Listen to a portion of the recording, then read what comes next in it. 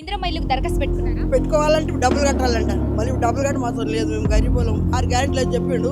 ఒకటే bus ticket ఓళ్ళు పోతారు బస్సులలో. మీరు పడుతున్న బాధ ఏదైతే ఉందో మరి అది ఒకసారి ప్రజాపాలన అక్కడ ఉన్నటువంటి అధికారులకు ఒకసారి చెప్పాలి. అక్కడ చెప్పాం కానీ పట్టించుకొని మేము ఫోన్లు చేస్తాం ఇంకోటి అన్న ఇదే బస్సులో అంటే కిరాయిలో బస్సులో నేను మన రాజీనగర్ రాజభవన్కి ఎదురుగా 30 ఏళ్ళు ఫోన్లో ఫోటోలు తీస్తారు ఇంటికి వచ్చి 10,000 కట్టించుకుంటున్నారు అధికారులు కూడా చెప్పారు. మరి దీని మీద మీ స్పందన? అట్లాంటి గ్యాప్ 500, 1000 రూపాయలు, 2000 అంటే కడతాం.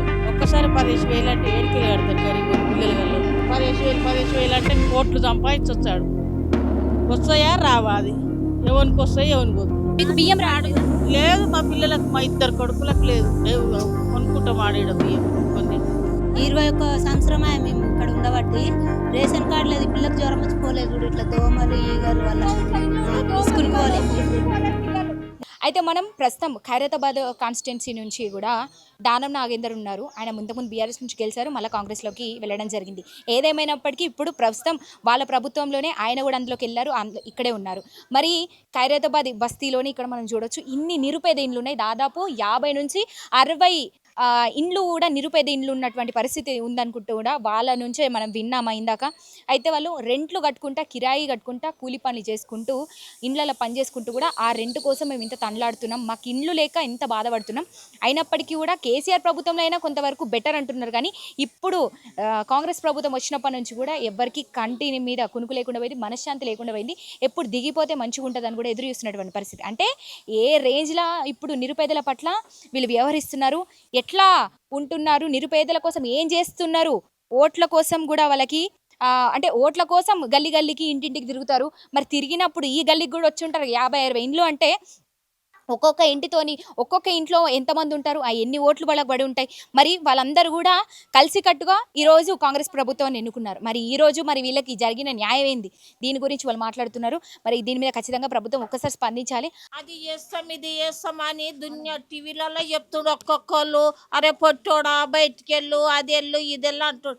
ఏంది కేసీఆర్కి అయితే ఎవ్వరు ఒక్క మాట మాట్లాడలేమ్మా, ఒక్క మాట మాట్లాడ.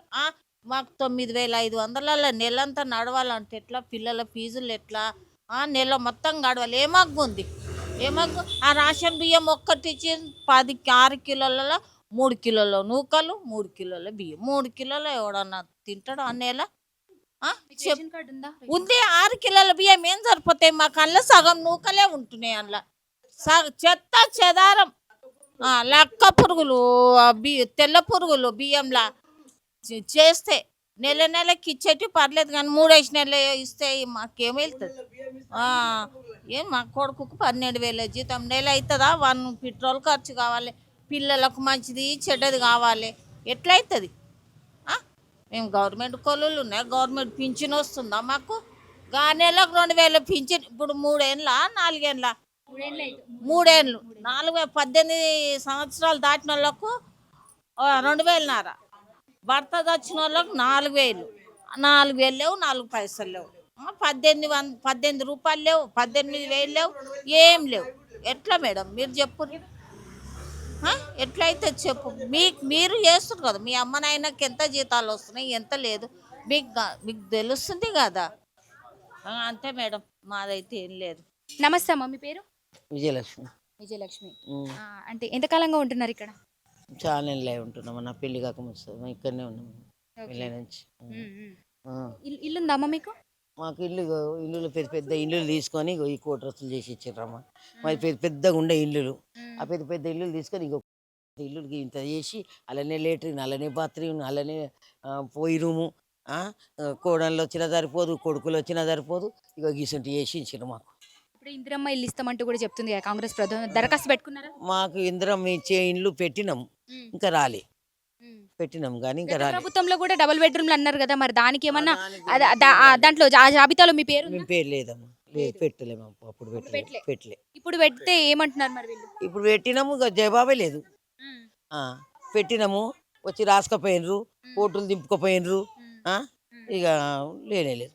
కానీ ఇప్పుడు మళ్ళా 10,000 రూపాయలు కడితేనే ఆ దరఖాస్తు చెప్తున్నారంట అధికారులు. తెలియదమ్మా, ఆ సంగతి తెలియదు. మీరు ఒకసారి మళ్ళీ మీ సేవకు పోయి కనుక్కోకపోయారా? అంటే ఇప్పుడు మళ్ళీ కొత్తగా దరఖాస్తులు స్వీకరిస్తున్నాం అంటున్నారు ఈ 16 తారీఖు. సేవలు ఉన్నది మాకు తెలిసిన ఆమె ఉన్నది, ఆమెను అడుగుతూనే ఉన్నా నేను. ఆమెను అడుగుతూనే ఉంటే ఆమె ఉన్నది అయితే అంటే ఇప్పుడు ఎలక్షన్లు ఉన్నాయి కదా, ఈ ఎలక్షన్లు అయిపోతుంది నేను అడుగుతూనే ఉన్నా ఆమెని. మరి ఇప్పుడు దరఖాస్తు పెట్టుకుంటేనే ఇండ్లు వస్తాయి అంటున్నారు. పెట్టుకున్న వాళ్ళకే ఈ రోజు ఇల్లు రాని పరిస్థితి. మరి ఇప్పుడు ఇంకో 13వ తారీఖు వరకు 15వ తారీఖు వరకు ఈ దరఖాస్తుల స్వీకరణ ఛాన్స్ ఉంది అంటున్నారు. మరి ఇప్పుడు కూడా పెట్టుకోకపోతే ఒకసారి మీరు వెళ్ళి మాట్లాడి పెట్టినమమ్మా, పెట్టినము, ఇంకా రాలేదని అడిగినాము ఆమెని. కొత్తగా 10,000 కట్టించుకొని మళ్ళీ దరఖాస్తులు తీసుకుంటారంట. దాని గురించి దాని గురించి లేదమ్మా, తెలియదు మాకు. మేము కట్టలేము, దాని గురించి మేము దరఖాస్తులు పెట్టలేము. అది మాకు ఆ వార్త రానేలేదు. ఇప్పుడు అందరు కూడా పెట్టుకుంటున్నారు. 10,000 కడితే దరఖాస్తట. దీని మీద మీరు ప్రభుత్వానికి ఏమైనా చెప్పదలుచుకున్నారా? మేము పెట్టలేము, మమ్మల్ని ఎవరొచ్చి అడగలేరు కూడా. మమ్మల్ని ఎవరొచ్చి 10,000 అడగలేరు, పెట్టుండ్రి అని అడగలేరు. సేవకు పోతే ఇవి మీకు మళ్ళీ తెలుస్తాయి. అంటే కొత్తగా దరఖాస్తులు స్వీకరిస్తున్న వాళ్ళు 10,000 ఇచ్చి దరఖాస్తులు స్వీకరిస్తామని చెప్తున్నారు. మళ్ళా ఈ సేవ కూడా పోయిన వాళ్ళు ఉన్నారు, ఇక్కడ పోయిన వాళ్ళు ఉన్నారు, దరఖాస్తులు ఇచ్చిన వాళ్ళు ఉన్నారు. కానీ 10,000 మాట తెలియదు. అది ఆ సంగతి అయితే, ఆ వార్త అయితే మాకు తెలియదు. పోయిండ్రు, మా వాళ్ళు కూడా పోయి వచ్చిండ్రు, ఈ సేవలో కూడా దరఖాస్తులు పెట్టిండ్రు కానీ 10,000 తీసుకున్న మాట అయితే తెలియదు, అడగలేరు. అవి నిజమే అమ్మ, చాలా మంది వెళ్తున్నారు కదా, వెళ్ళిన వాళ్ళు కూడా 10,000 కట్టించుకుంటున్నారు. మేము మొన్న మీ సేవ కూడా పోయినాం, 10,000 కట్టించుకుంటున్నారు అధికారులు కూడా చెప్పారు. మరి దీని మీద మీ స్పందన? అట్లాంటి బిడ్డ 10,000 కట్టినాక రాకపోతే ఎవరిని పోయి అడుగుతాము? ఎవరిని అడిగే జిమ్మేదారు ఎవరికి ఉంది? 15,000 కట్టినట్టు గారు రుబిడి ఎంత? అది కడితే వేస్ట్ అవుతాయా, ఉంటాయా, పోతాయా అన్నదే కదా. 500, 1,000 రూపాయలు, 2,000 అంటే కడతాం. ఒక్కసారి 15,000 అంటే ఏడికెళ్ళి కడతారు గరీబులు, పిల్లలు గల్లలు? చెప్పు, ఇస్తున్నాం. ఎప్పుడో వచ్చేదానికి ఇప్పుడు 10,000 అంటే మిత్తి తెచ్చుకొని కట్టుకోవాలి. రోడ్డు ఎలక్షన్లో ఎన్ని రోజులు అయింది? రోడ్డు శాంక్షన్ అయింది, ఎలక్షన్ ఓట్లు అయిపోగానే ఎవడన్నా గెలవని వేస్తా అన్నాడు. ఎవడు రాలేడు, మళ్ళీ తొంగి చూడలేరు. ఇప్పుడు వచ్చినావు నువ్వు. ఆ నీళ్ళు వాన వస్తే అన్ని జమాయిస్తాయి. ఆ భయానికే వస్తలేదో ఏమో వాన. మరి గంత అన్యాయం ఉంది బస్సులో. ఏం బస్సు కాదు ఇది, ఈ బస్సులో ఓట్లేస్తేనే కదా గెలిచిర్రు ఎవడై కానీ. మరి ఇంత అన్యాయం చేస్తే కూడా ఇది న్యాయం కాదు. ఇప్పుడు 15,000 అంటే కోట్లు సంపాదించొచ్చాడు. వస్తాయా రావా? అది ఎవరికి వస్తాయి, ఎవరికి పోతుందో. అట్లా భయం ఉంది బిడ్డ. ఎట్లా కడతాం చెప్పు? కట్టేటోళ్ళు కడుతుర్రు, ఎవరికి ధైర్యం అంటే వాళ్ళకి ఇల్లు వస్తుందంట. ఇక్కడ ఇల్లున్న వాళ్ళకి ఇల్లు ఎంత మందికి వచ్చిందమ్మా? ఎవరికి లేవు, ఇండ్లే లేవు, కిరాయిలకు తీసుకొని ఉన్నాం పిల్లలు. మీరు కిరాయిలకు తీసుకురు ఇండ్లు అంటే పట్టాలు ఉన్న వాళ్ళకి మళ్ళా డబుల్ బెడ్రూమ్ లో ఇల్లు వచ్చినాయంటే ఇప్పుడు కూడా ఇల్లు ఉన్న వాళ్ళకి ఇల్లు వస్తున్నాయి కానీ నిరుపేదలకు రావట్లే అంటున్నారు. అమ్మ లోపల వచ్చినోనికి వస్తాయి బిడ్డ. ఎవరికి వచ్చింది అని ఎవరు చూడబోతాం? ఎవరికి చూడబోము. ఉన్నోనికే దొరుకుతుంది, లేనోనికైతే దొరకదు. దొరకవు, ఎవరికి ఇయ్యడు. పట్టాలు లేవు, మాకు ఇండ్లు లేవు, ముంగిలేవు, ఇవి ఉన్నాయి. ఇల్లు లేదు, నాకున్నది ఇల్లు కానీ మా కోడలికి లేదని అది ఓటు తీసుకుపోయినరు. మళ్ళీ అది లెటర్ రాసి ఇచ్చినాము, అన్ని తీసుకుపోయినరు. ఆధార్ కార్డు తీసుకుపోయినరు, అన్ని తీసుకుపోయినరు. ఓటింగ్ అది కూపన్ కార్డు అన్ని తీసుకుపోయినరు. ఇచ్చి కూడా ఇప్పుడు ఈ సంవత్సరం కంటే ఎక్కువ అయిపోయాయి. ఆమెను అడుగుతా ఉన్నా, ఆమె కలిసినప్పుడల్లా అడుగుతున్నా. ఒక మేడం తోలుకొని వచ్చిండే, ఏమమ్మా ఏది ఏమాయి, మళ్ళీ రూమ్లు ఏమాయి అయితే అమ్మా అయితే ఇప్పుడు ఎలక్షన్లు ఉన్నాయి అయితే అంటు. రేషన్ కార్డు అన్న రావాలి.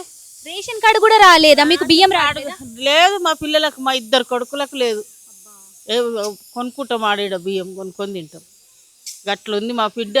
మొగుడు వచ్చిన దానికి కూడా లేదు రేషన్ కార్డు. 2 పిల్లలు, పానం ఆరోగ్యం బాగలేక పెద్దోడు ఉన్నాడు. ఏ దవాఖానలో అయినా రేషన్ కార్డు ఉందని అడుగుతుర్రు. మస్తు ఇబ్బంది అవుతుంది మాకు. మేమేమని చెప్పుకుంటాం బిడ్డ చెప్పు.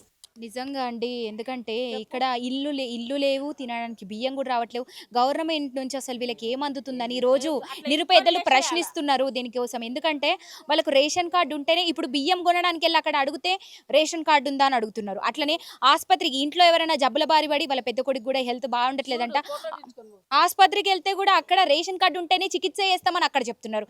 అసలైంది రేషన్ కార్డే గవర్నమెంట్ నుంచి మాకు రానప్పుడు మేము ఏడికి పోయినా రేషన్ కార్డు అడిగితే మరి మా పరిస్థితి ఏంది, మేము ఎట్లా చేయాలా?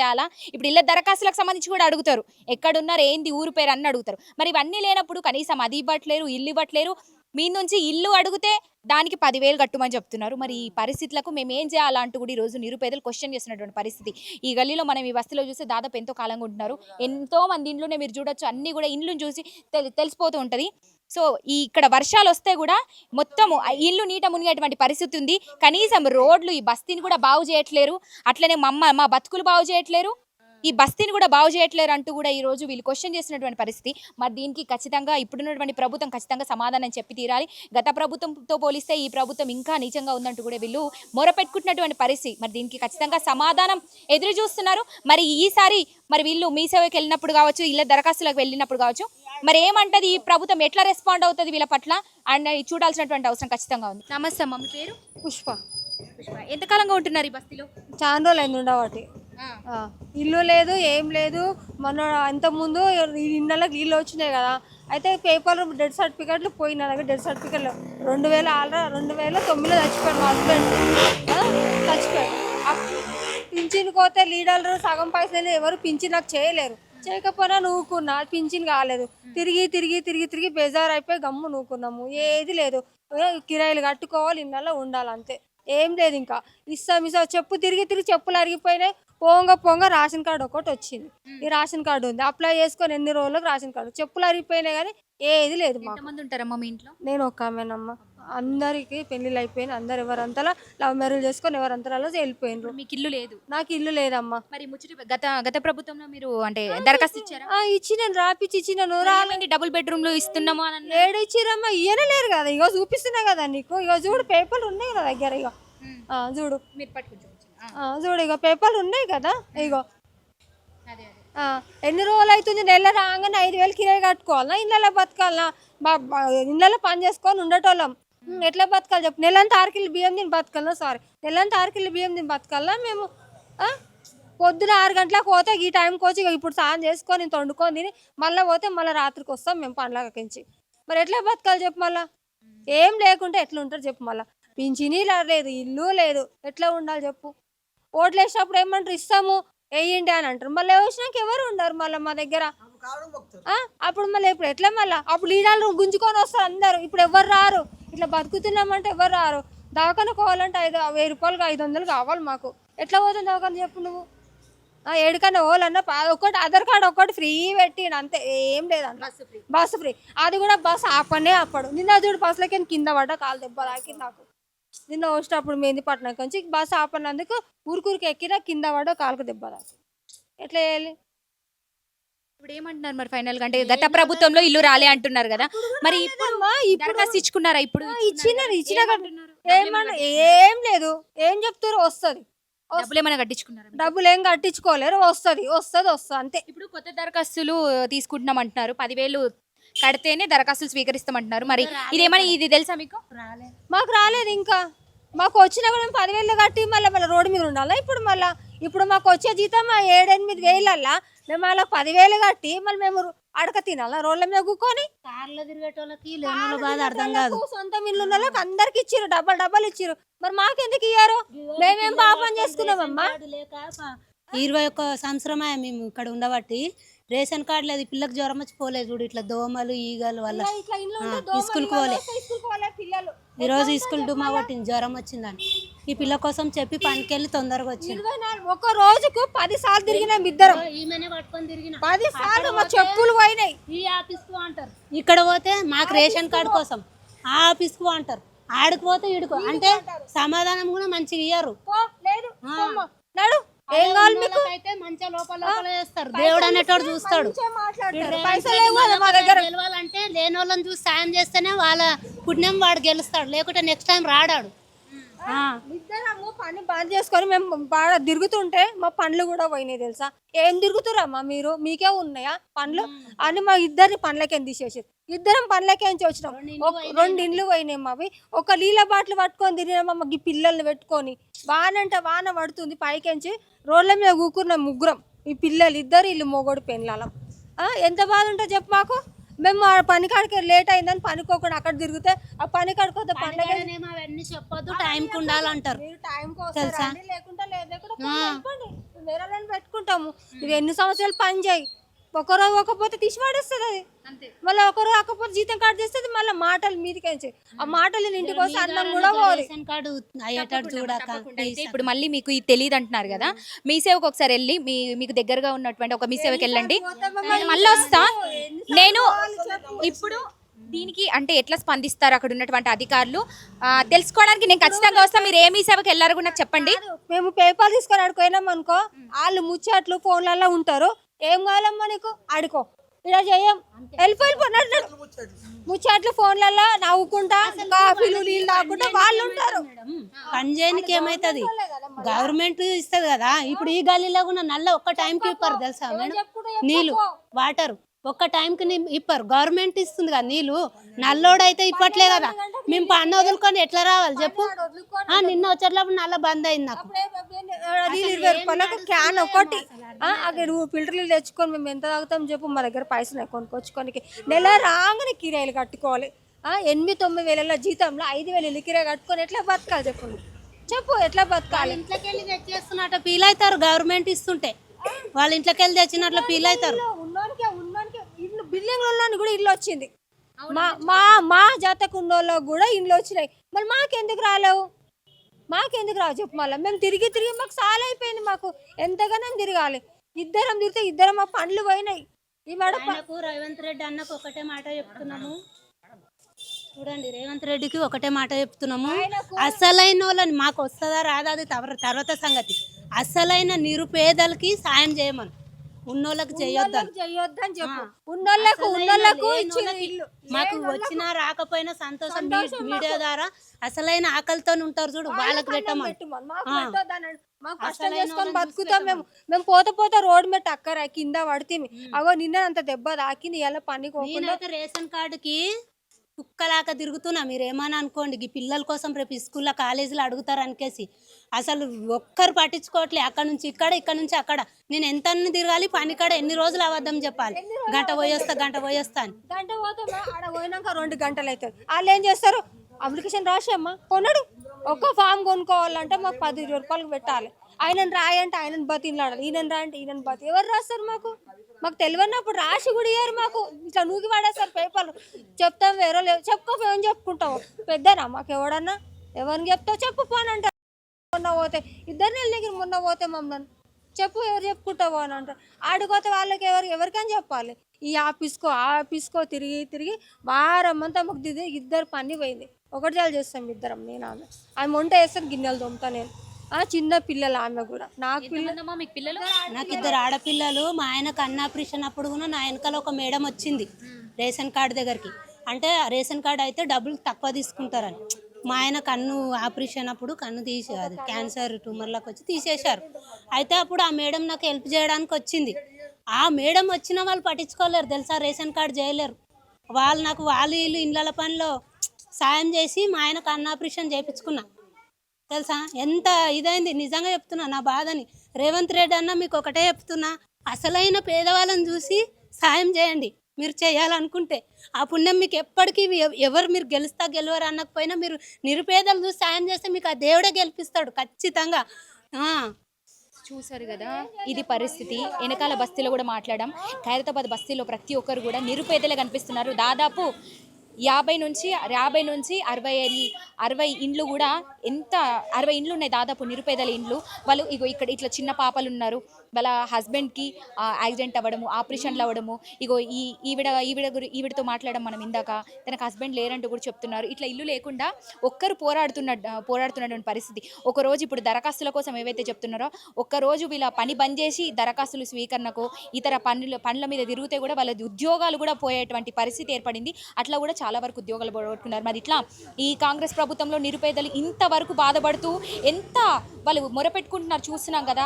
మరి మా కలకల ఇప్పుడు ఉన్నటువంటి ప్రభుత్వానికి మంచిదా అంటూ ఈరోజు వరకు క్వశ్చన్ చేస్తున్నటువంటి పరిస్థితి. మరి దీనికి ప్రభుత్వం ఏం సమాధానం చెప్తుంది? ఖచ్చితంగా సమాధానం చెప్పాలి. అట్లనే మీరు ఏదైతే మళ్ళీ ఒకసారి 10,000 కట్టితే దరఖాస్తులు అంటున్నారు కదా, మీరు ఒకసారి వెళ్ళండి. వెళ్ళిన తర్వాత మరి నిజంగా 10,000 ఇస్తేనే దరఖాస్తు తీసుకుంటారా? మరి లేదా మరి నాకు ఖచ్చితంగా చెప్పండి, నేను కూడా అక్కడికి వచ్చి మాట్లాడతాను. మీరే సాయం చేయాలి ఇప్పుడు మీరు, ఎందుకంటే సాయం చేయండి ఎట్లా చేసి మేము ఎంత బాధపడుతున్నాం చెప్పు, మాకు ఎంత ఏడుపు వస్తుంది తెలుసా, మాకు నెల వచ్చే వరకు ఇట్లా పైసలు వేయించి కట్టాలి మేము. ఇట్లా చెప్పుకుంటామా మేడం బయట? చెప్పండి, ఇప్పుడు మీరు వచ్చి అడిగిన వాడు చెప్తున్నాం. అందరితో చెప్పినా ఎవరు సాయం చేయరు మేడం, చెయ్యరు. ఇప్పుడు 10 రూపాయలు ఇవ్వమంటే మాకు ఎవరు ఇయ్యారమ్మా, మా ఇంట్లో మేమే అడ్జస్ట్ చేసుకొని ఉంటాం. మళ్ళీ మనం ఎక్కిస్తారు ఇచ్చినా కూడా ఎందుకు ఇవ్వాలి నీకు, పని చేస్తలేవా అంట. పని చేస్తే ఏమొస్తుంది చెప్పు, నెల రాగానే కిరాయి కట్టుకోవాలి. ఏదైనా కూరగాయలు కొనుక్కొచ్చుకుందామన్నా 150 రూపాయలు కావాలి, ఏడికని వస్తాయి పైసలు, నెలంతా కష్టం చేస్తే కాదు వచ్చాడు పైసలు, మాకు ఎంత కలకల అనిపిస్తుంది చెప్పు. మీరు మళ్ళీ ఒకసారి వెళ్ళండి, ఏ విషయం నాకు చెప్పండి. సో చూసారు కదా, మరి వీళ్ళు మళ్ళీ ఒకసారి మీ సేవకు వెళ్ళిన తర్వాత మరి అక్కడ ఉన్నటువంటి ప్రభుత్వ అధికారులు ఏ విధంగా స్పందిస్తారు చూడాల్సినటువంటి అవసరం ఉంది. ఎందుకంటే ఇప్పుడు కొత్త దరఖాస్తుల స్వీకరణ ఏదైతే ఉందో 10,000 రూపాయలు తీసుకొని దరఖాస్తుల స్వీకరణ చేస్తున్నామంటూ కూడా కొత్తగా మళ్ళీ వీళ్ళు దరఖాస్తుల స్వీకరణ మొదలుపెట్టారు. మరి ఇట్లాంటి నిరుపేదలు ఉండడానికి వాళ్ళకు వచ్చే జీతమే 7-8 వేలలో బతుకుతున్నాం, అది 5,000 రూమ్ రెంట్కి పెడుతున్నాం అంటూ కూడా చెప్తున్నటువంటి పరిస్థితి. మరి ఇట్లా వాళ్ళ 10,000 కూడా కట్టేటువంటి స్థితిలో వాళ్ళు లేరు. మరి అందుకే వాళ్ళు నిరుపేదలుగా మనం చెప్పుకుంటున్నాం. మరి వాళ్ళు నిరుపేదం ఉండడానికి తినడానికి తిండి లేదు, మరి ఎట్లా 10,000 అంటూ కూడా క్వశ్చన్ చేస్తున్నారు. మరి దీనికి సంబంధించి మళ్ళీ ఇప్పుడు ప్రభుత్వం ఎట్లా రెస్పాండ్ అవుతుంది, అసలు 10,000 రూపాయలు ఎందుకు కట్టించుకుంటున్నారు, ఎట్లా రెస్పాండ్ అవుతుంది, మీ సేవలో అధికారులు కూడా ఏమంటారు, ఇవన్నీ కూడా తెలుసుకోవాల్సినటువంటి అవసరం ఖచ్చితంగా ఉందని చెప్పాలి. కెమెరామెన్ మోహిత్తో రిపోర్టింగ్ భానుశ్రీ, ఖైరతాబాద్, హైదరాబాద్.